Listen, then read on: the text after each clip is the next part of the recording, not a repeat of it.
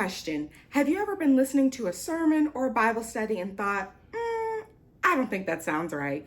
Let me look that up. Well, I have, and that's what I want to talk to you all about today. So recently, I've been hearing a lot of Bible studies and a lot of sermons that talk about a particular woman in the text. Her name is Michal. She is the daughter of Saul. She's also the first wife of David. A lot of times we'll hear her narrative at the very end of her story. The story will go something like this. David is returning the Ark of the Covenant. Everyone's excited. Everyone in the city is there to celebrate. David is coming down with the Ark of the Covenant. He's dancing. He's dancing so hard, worshiping the Lord, that he's coming out of his clothes. He goes back into his house. He runs into Michal, one of his wives, and she, talks about how you're embarrassing yourself in front of the slave girls. And, people will talk about like how bitter she is, how bitter this wife is. This woman is talking to the king who's worshiping the Lord. And, you have to watch out for people who are going to be bitter and they're going to judge your worship. People are going to be haters. But that always bothered me because that is the end of Michal's story that carries on throughout several chapters and really starts near the beginning of David's narrative. That's what I want to talk to you guys about today. Who was Michal and why was she so sassy with David? And sneak peek, I think that she was justified to give David all the smoke. So to look at Michal, let's start back in the beginning. So she enters into David's life shortly after he defeats Goliath. And most of us are familiar with the story of David and Goliath. David was a little boy. He had a slingshot and a rock, and he went out there and killed the big bad giant of the Philistines. And as a part of his reward, the current king, Saul, was going to give him his daughter to marry, his oldest daughter. David at this point has already, been told that he's going to be king. He's already been anointed. He's just kind of waiting for things to line up for him to take the position. And with that being said, David is politically savvy. He understands what's happening. He understands how things are moving. And he's, working on getting things in order along with the Lord. So as that's happening, David decides, I don't want to marry your oldest daughter. Like, that's a bit much. So maybe I'll take another one.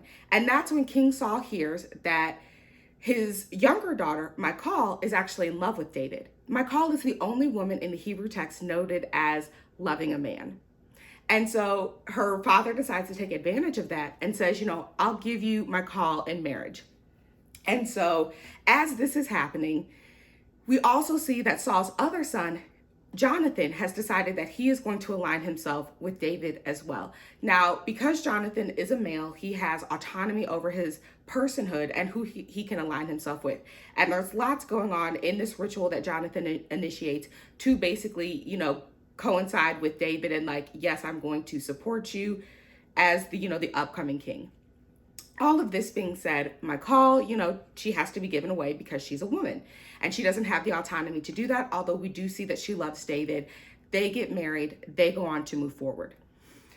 As time progresses, if you're familiar with David's story, he continues to win battles. He's gaining popularity. Saul is not happy. And he does not want someone in his house or in the kingdom who's trying to challenge essentially his authority and his kingship, because that's what it's starting to look like to Saul. And, everyone's kind of seeing where things are going. So Saul, feeling threatened, decides he's going to set some things up to try and kill David.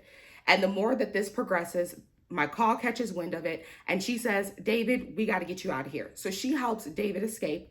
When she gets him out of their house, she puts an idol in the bed. She gets some goat hair around it. She tries to, make it look like David, just sleep in the bed sick. So when Saul's guards come and they say, hey, we're here to get David, she says, oh, he's sick. He can't come. Like, whoa. And, obviously lies because she just got him out of the house. And so the guards, go to Saul and they say, hey, we can't bring David to you because he's sick. And the guards said, and, Saul says, great, bring David and the bed, the whole night, like he's coming to see me. And so again, all with the intent that he is going to end David's life. So there's Michal, who has lied to her father's guards, her father, who is a very powerful man, her father, who is out to murder her husband. So it's a very dangerous situation that she has now gotten herself into, getting David out of the house and lying to her father's men, and now standing before her father, the king, trying to come up with an explanation as to why David's not there. And so she, at that point, trying to save herself as well, also tells a story, just like, oh, like I had to do it. He made me. But again, she'd already gotten him out. She'd already done what she needed to do to make sure that he was safe. And at that point, David takes time. He, makes sure he sees Jonathan. They have their farewell. David eventually goes.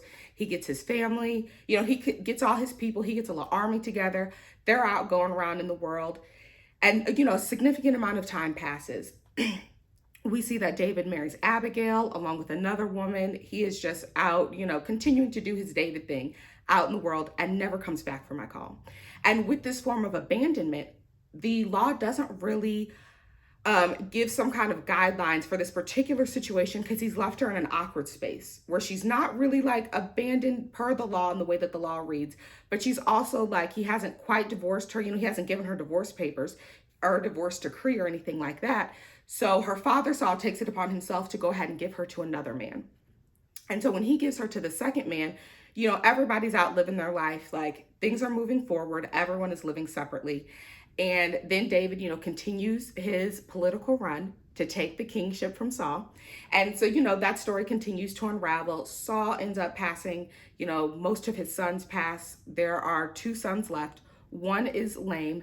The other one is, takes over as the king after Saul. And so his uncle Abner, Saul's brother, is helping him basically run the show.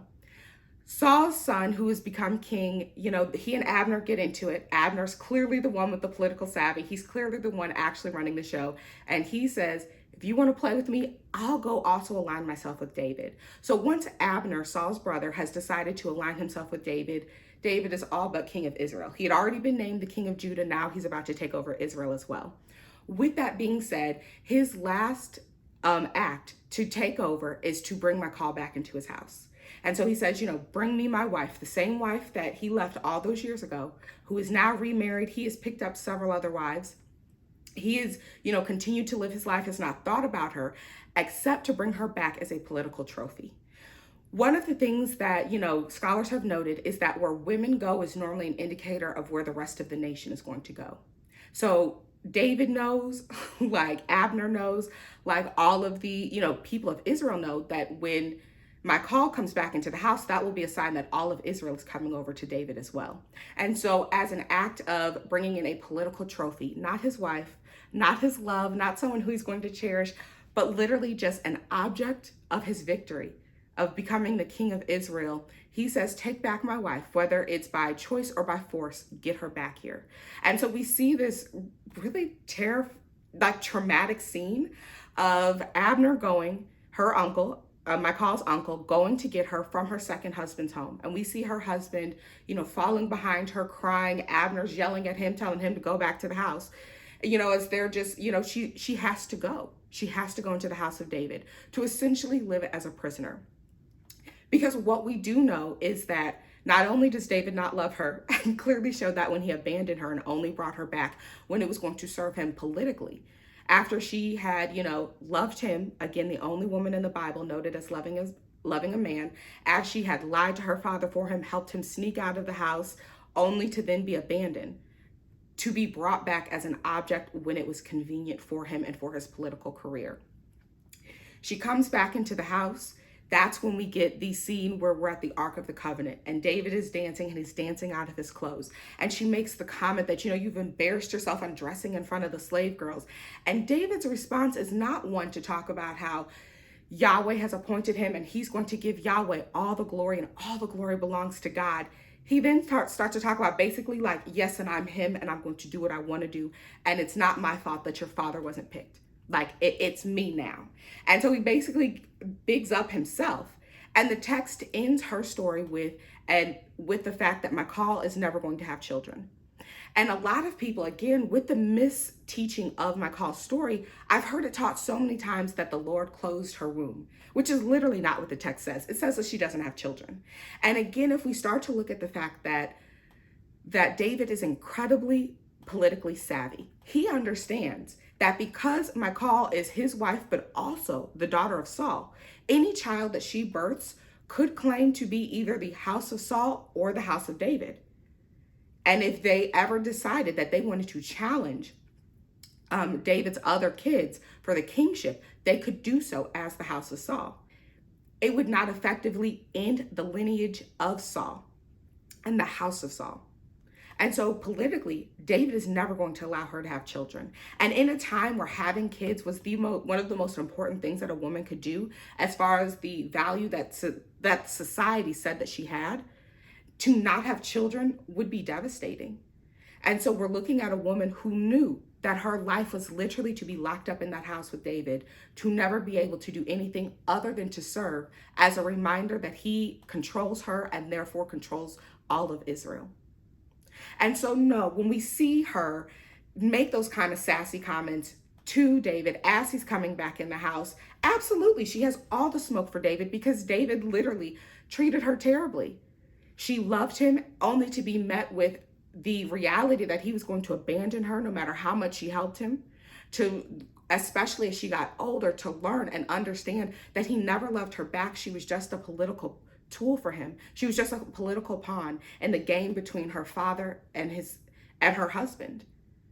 And to continue that even in her father's death, that as long as her husband was still alive, she would just be an object, a political object to be moved around to and fro as the men around her saw fit. And so from that standpoint, it makes a lot more sense that we could see Michal and think, I would probably have some smoke for David too. So as we're looking at the text, one of my favorite things to do is to really step into the shoes and into the place of the women that we're reading about, and to think, what would it have been like for the women at that time? Also, is that something that God is just telling us about? Or is it saying that this is the way that he wants things to be? What are the lessons that we're gaining from this text? So let me know in the comments, what do you think of Michal? What do you think of this story? What do you think that you can learn and gain from this? What do you think that God wanted us to be able to take away from this narrative? And also, are there other stories that you've looked at that you have said, hey, when I look at this twice, I don't think that we're teaching this the way that maybe the text intended to be taught? So let me know in the comments what you think. I look forward to hearing from you.